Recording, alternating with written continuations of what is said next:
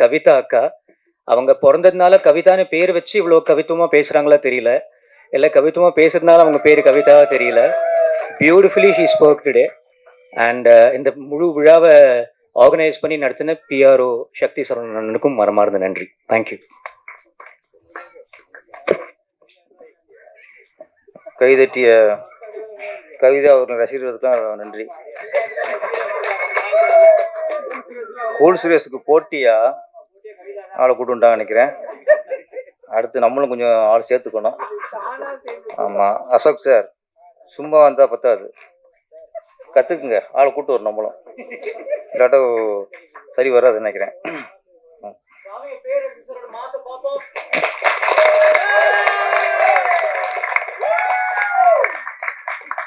நன்றி.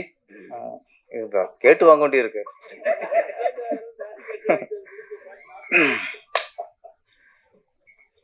உதயகுமார் சார் சொன்னாரு, கட்டம் நல்லா இருந்தா தான் சரியா வரும்னாரு. கட்டம் நல்லா இருந்தா கட்டம் கட்டிடுறாங்க. அதனால கட்டம் கட்டும் நல்லா இருக்கும்போது கட்டம் கட்டுறாங்க பாருங்க, அந்த கட்ட வைக்கிறதுக்கும் திறமை வேண்டி இருக்கு. அப்போதான் நம்ம கொஞ்சம் தொடர்ந்து ஜெயிக்க முடியும். தன்னிச்சை ஆரம்பத்தில் நம்ம தமிழக முதல்வர் விஜய் சார் அவர்களுக்கு இந்த நிமிஷம் நன்றியை தெரிவிச்சுக்கணும். ஏன்னா பல காலமாக பல வருஷமாக ஒரு கோரிக்கை அடிக்கடி ஒரு படம், பெரிய ஆர்டிஸ்ட் படங்கள், ஒரு பண்டிகைக்கு படங்கள் வரும்போது தான் கோரிக்கை வச்சுட்டே இருப்பாங்க. அது என்னன்னா ஸ்பெஷல் ஷோ 5 காட்சி வேணும்பாங்க. அது சில படத்துக்கு கிடைக்கும், சில படத்துக்கு கிடைக்காது. எதுக்கு கிடைக்குங்கிறது அதிர்ஷ்டத்தை பொறுத்து. இன்னைக்கு ஒரு அறிக்கை விட்டாங்க, அனைத்து படத்துக்கும் 5 காட்சிகளுக்கு ஓகே பண்ணிட்டாங்க.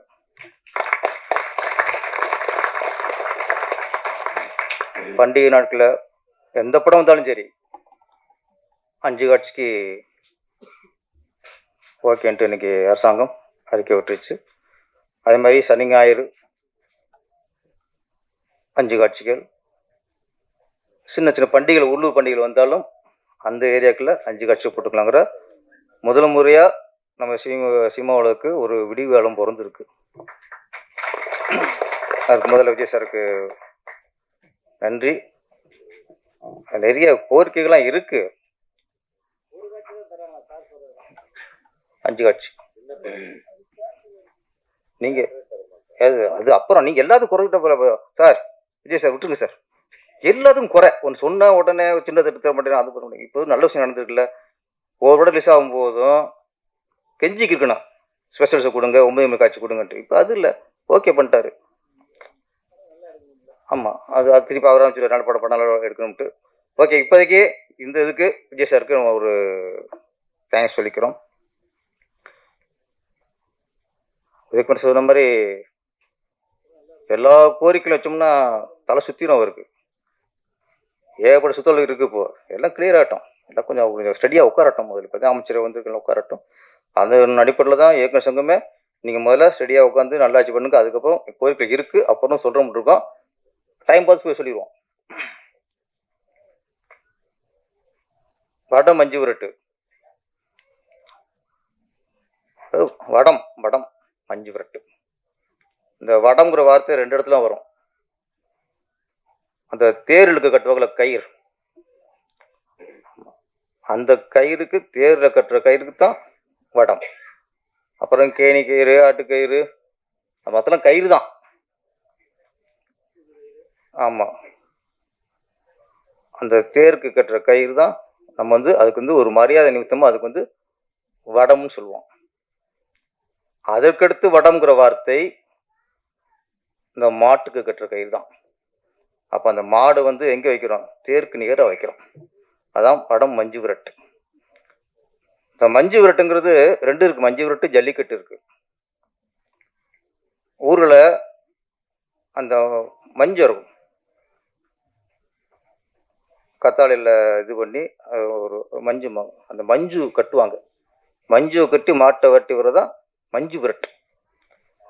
ஜல்லிக்கட்டுங்கிறது அப்போ சொல்லுவாங்களே ஜல்லிக்காசும்பாங்கல்ல, ஜல்லி காசுக்கு பிரயோஜனம் இல்லாமபாங்கல்ல, அப்போ ஜல்லிக்காசு அந்த ஜல்லிக்காசை துண்டில் கட்டி மாட்டில் கட்டுவாங்க. அதை அடக்கி அந்த ஜல்லிக்காசை யார் வின் பண்ணுறாங்களோ அவங்கள அது போய் சேர்ந்துடும், துண்டை வைக்கிற மாதிரி. அதனால தான் அதுக்கு பேர் ஜல்லிக்கட்டு. இந்த மாதிரி மஞ்சு விரட்டு ஜல்லிக்கட்டுக்கெலாம் ஒரு காரணம் இருக்குது. இது வடம் மஞ்சு விரட்டுங்கிறது இது கொஞ்சம் இது வந்து இல்லைன்னா இதில் ஆபத்து கம்மி. மாடு அது இஷ்டத்துக்கு போகாது, அந்த வடத்தோட கண்ட்ரோலில் முதல்ல இருக்கும். அதுக்குள்ளே போட்டு வச்சு அது அடக்குறது. இது கொஞ்சம் ஜல்லிக்கட்டு மஞ்சள் விரட்டோட வட மஞ்சள் விரட்டுங்கிறது கொஞ்சம் பாதுகாப்பான மஞ்சள் விரட்டு தான் இந்த வடம் மஞ்சு விரட்டு. இது எந்த படத்தையும் காட்டும் இல்லை, ஜல்லிக்கட்டு காட்டியிருக்காங்க. வடம் மஞ்சு விரட்டுங்கிறது முதல் முறையாக நம்ம தமிழ் திரைப்படத்தை காட்டின நம்ம இயக்குனர் சங்கிலி அவருக்கு பாராட்டுக்கள். அப்புறம் அந்த படத்தோட இசையமைப்பாளர் முகேஷ் முனுசாமி சார். பாட்டு எல்லாம் சூப்பர் சார், நல்ல ஒரு நேட்டிவிட்டியாக இந்த கதைக்கு ஏற்ற மாதிரி பாடல்கள். அதில் ஒன்று சொன்னார் அவர், ஒப்பாரி பாட்டுன்னு சொல்லுவாங்க, டீன் எல்லா டேரும் கேட்டுப்போம். அம்மா இறந்து போச்சு ஒரு ஒப்பாரி சாங் சார், அப்பா இறந்து போயிட்டாரு, கிராம மக்கள்லாம் சேர்ந்து ஒப்பாரி வைக்கிற மாதிரி பாட்டு, இந்த சுச்சுவேஷன் சொல்லுவாங்க. ஆனால் மாடு செத்து போச்சு ஒரு ஒப்பாரி பாட்டுன்னா அது இருந்தாலும் என்னன்னு மியூசிக் என்ன பண்ணுவார், என்ன ஃபீல் ஆகும்? என்னன்னா கிராமங்கள்ல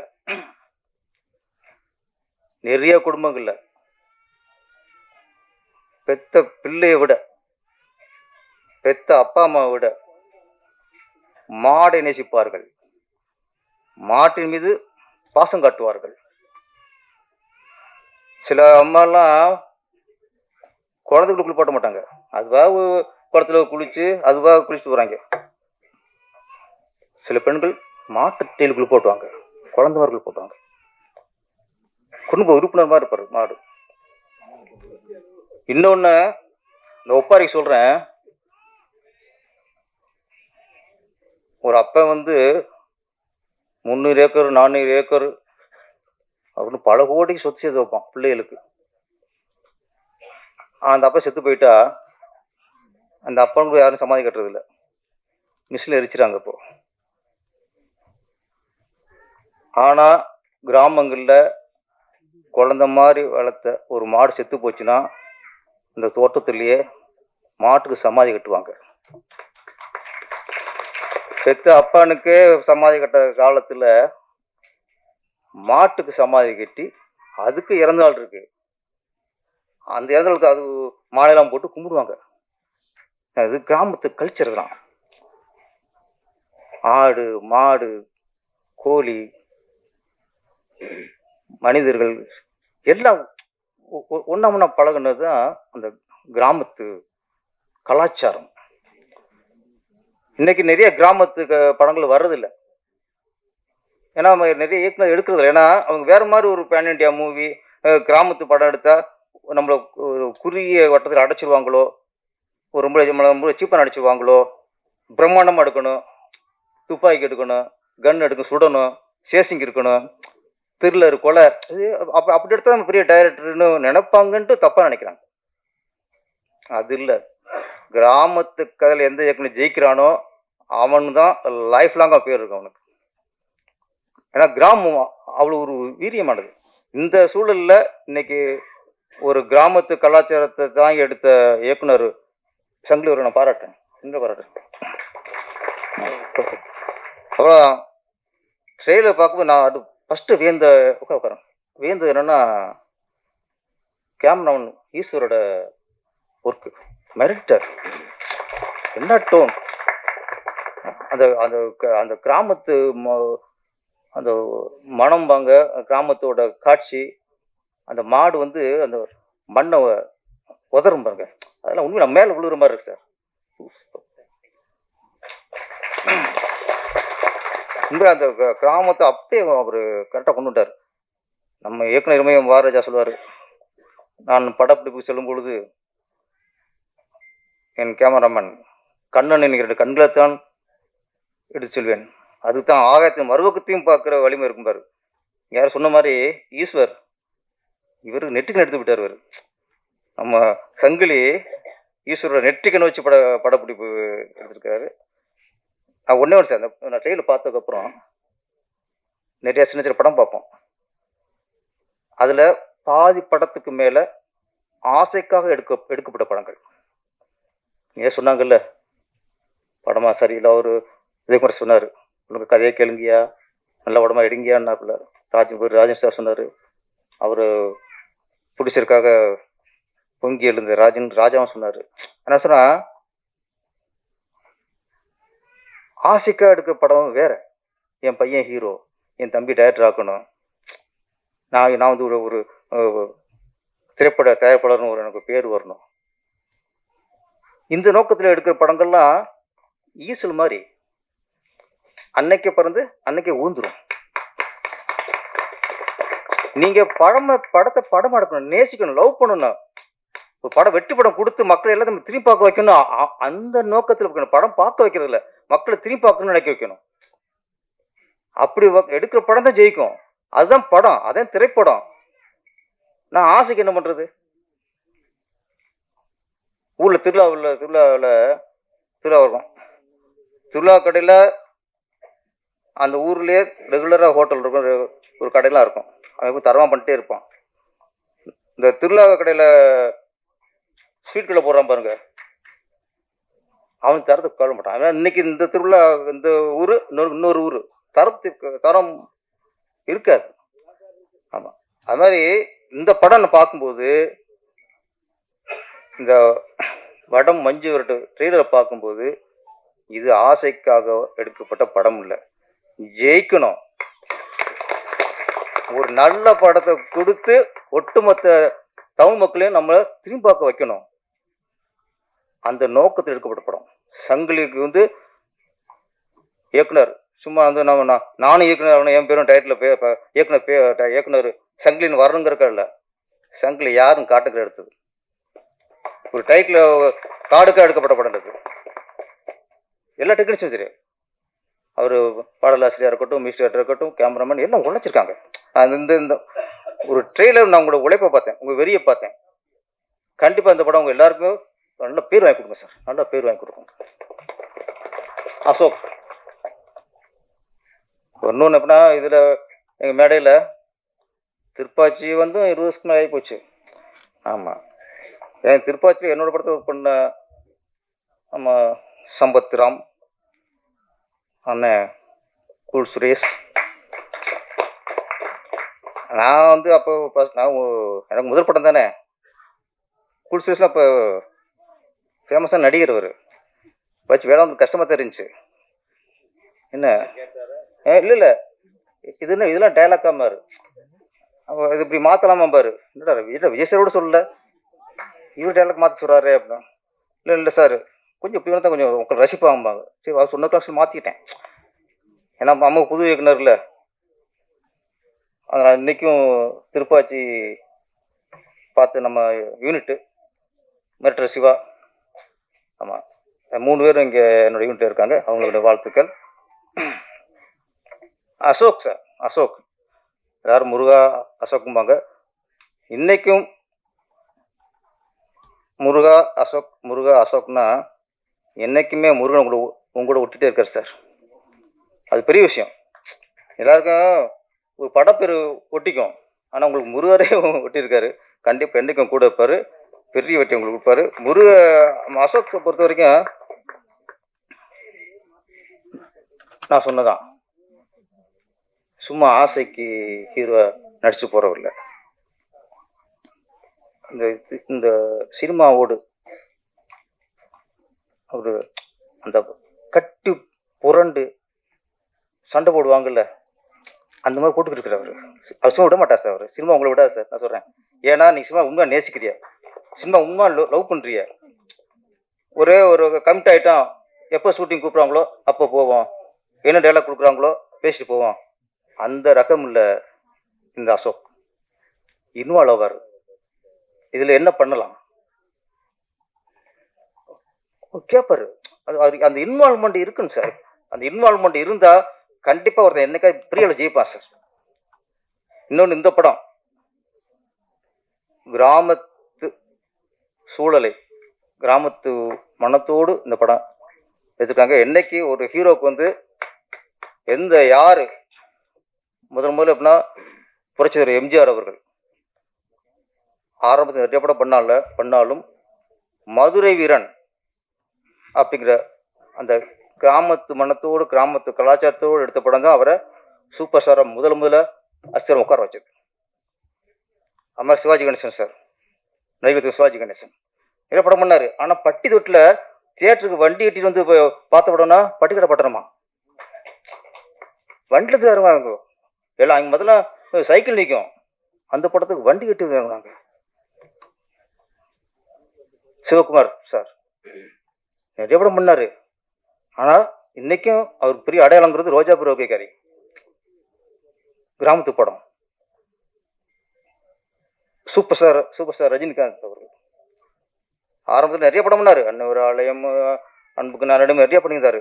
ஆனால் அவருக்கு சூப்பர் ஸ்டார்ங்கிற ஒரு அந்த தகுதியை கொடுத்த படம் முரட்டுக்காலை.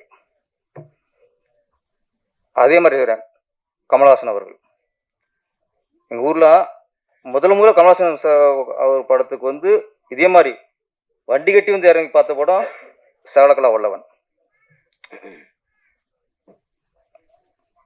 விஜய் சார் கில்லி. உங்களுக்கு சிட்டியில் நடக்கிற கதையாக இருந்தால் கூட அந்த கபடி கபடி கபடி கபடி கபடிங்கிறது கிராமத்து விளையாட்டு. அந்த கிராமத்து விளையாட்டு தான் அதுக்கு வந்து அந்த படத்தோட களமே அதுதான். அந்த கில்லி வந்து பட்டி தொட்டலாம் பட்டை கிளப்பிச்சு. அஜித் சார் வீரம் கொண்டு அந்த அடுத்தல் மக்கள் கொண்டு சேர்த்துச்சு. சூர்யா சார் பார்த்தா சிங்கம், கார்த்திக் சார் பார்த்தா பருத்திவீரன். இன்னைக்கு பருத்திவீரன் நடிக்கிறதுக்கு ஒரு படம் வரல, ஒத்துக்கணும். அப்ப ஒரு ஹீரோ வந்து நீங்க கோட் சூட் போட்டு கன் எடுத்துட்டு சுட்டா மட்டும் ஹீரோ இல்லை. நீங்க கிராமத்துல இறங்கி பண்ணணும், கிராமத்து கதையை பண்ணணும். ஒரு கிராமத்தை நான் நடிச்சு வெற்றி அடைஞ்சாதான் நீங்க தமிழ்நாட்டில் முழுமையான ஹீரோ. நான் ஃபேண்டசி ஹீரோ, நான் இதுக்கு பேன் இண்டியா மூவி பண்றேன், கோட் தான் போடுவேன், ஷூ தான் போடுவேன், துப்பாக்கி தான் கையில் வச்சுக்கிருவேன்னா நீங்க முழுமையான ஹீரோ ஆக முடியாது. இன்னைக்கு எம்ஜிஆர்லேருந்து சிவாஜிலேருந்து ரஜினிலேருந்து கமல்லேருந்து விஜயிலேருந்து அஜித்லேருந்து இன்ன வரைக்கும் உள்ள ஹீரோ வரைக்கும் கிராமத்தில் இறங்கி அடித்தா தான் முழுமையான ஹீரோ. அசோக் அவர்கள் வடம் மஞ்சு விரட்டு இந்த கிராமத்து கதையில் கிராமத்து நாயகனா ஒரு வீரமுள்ள இளைஞனா நடிச்சிருக்காரு. நீங்கள் கண்டிப்பாக இந்த படம் உங்களுக்கு பெரிய பெரிய அஸ்துவத்தை கொடுக்கும். கைதாம்மா கொஞ்சம் நீங்கள் எதிர்த்து பயமா இருக்கு, கொஞ்சம் உட்காருங்க. கதாநாயகி யாழினி முருகன். இந்த அவங்களை பார்க்கும்போது அப்படியே எனக்கு விரும்பாண்டியில் அபிராமி பார்த்த மாதிரியே இருக்கு. ஆமாம், நல்லா நடிச்சிருந்தீங்க. அந்த ஆம்பளை சட்டை போட்டோடனே கரெக்டாக பக்கா அந்த கிராமத்து லுக்கு. எங்கள் ஊர்லாம் ஆம்பளைய மாடு வளர்க்குறத விட பொம்பளைக்கு தான் அதிகம் மாடு வளர்ப்பாங்க. அவங்க தான் குளிப்பாட்டி எல்லாம் பண்ணுறது, பராமரிக்கிறது எல்லாமே அவங்க தான். ஆம்பளை கரெக்டாக நேரம் இழுத்து கொண்டு ஜல்லிக்கட்டு விடுவாங்க. அதை பராமரிக்கிறது லேடிஸ் தான் கரெக்டாக. அதெல்லாம் நீங்கள் உங்களை பார்த்தோன்னே அதெல்லாம் எனக்கு ஞாபகம் வச்சு எங்களுக்கு பெரிய அளவில் எங்களுக்கு கிராமத்து கதையெல்லாம் கொஞ்சம் கிடைக்கல. நீங்கள் வந்திருக்கீங்க, நீங்களும் பெரிய அளவில் வெற்றி அடையணும். அடுத்து இந்த வடம் மஞ்சு விரட்டு மிகப்பெரிய வெற்றி அடைந்து இந்த படத்தின் தயாரிப்பாளர் பழனிசாமி. ஆமாம், அவரை பிடிச்சதுன்னா நம்மள மாதிரி அதிகம் பேசல. அவர் வந்தவங்களுக்கு நன்றி சொல்லிட்டு உட்காந்துட்டார் அவர். ஆனால் இப்படி ஒரு கதை எடுத்து நல்லா தெரியும். இது வந்து நம்ம சின்ன படிச்சுட்டு நம்ம சொல்லிக்கலாம். ஆனால் படம் ட்ரெய்லர் பார்க்கும்போது நீங்கள் எல்லாரும் பார்த்துருப்பீங்க, இது சின்ன பட்ஜெட்டே இல்லை. பொருளாதார ரீதியாக என்ன எவ்வளோ செலவு பண்ணுங்கிற பொறுத்துலாம் இங்கே பட்ஜெட்டில் தரம் பேசணும். இந்த படத்தோட தரம் பேசுது. ஒவ்வொரு ஃப்ரேம் தரம். பழனிசாமி இந்த படம் வெற்றி அடைந்து நீங்கள் தொடர்ந்து படம் பண்ணணும் சார். ஏன்னா எனக்கு உங்களுக்கு தெரிஞ்ச விஷயம், உங்களை மாதிரி பிடிச்சர் சொன்னாங்களே பிடிச்சன்னு, நீங்கள் உதயகுமார் சார் இவர் கரெக்டாக கதை தேர்ந்தெடுத்துக்கார் சார், கரெக்டான இயக்குனர் தேர்ந்தெடுத்துக்கார் சார், கரெக்டான ஒரு பட்ஜெட்டில் பண்ணிக்காரு, கரெக்டான ஹீரோ தேர்ந்தெடுத்துக்காரு. என்னை பொறுத்த வரைக்கும் நம்ம மற்ற தயாரிப்புலாம் விட்டுருவோம், கண்ணுக்கு தெரிஞ்சு நல்ல தயாரிப்புறவங்களே அவ்வளோ பாராட்டுவோம், கண்ணுக்கு தெரிஞ்சு நல்ல மற்ற தயாரிப்பு விட்டுருவோம். இப்போ கண்ணு தெரிஞ்ச ஒரு நல்ல தயாரிப்பாளர், தரமான தயாரிப்பாளர் பழனிசாமி அவர்கள். வாழ்த்துக்கள், மிகப்பெரிய வெற்றி அடையணும், தொடர்ந்து வெற்றி அடைங்க. நன்றி, வணக்கம்.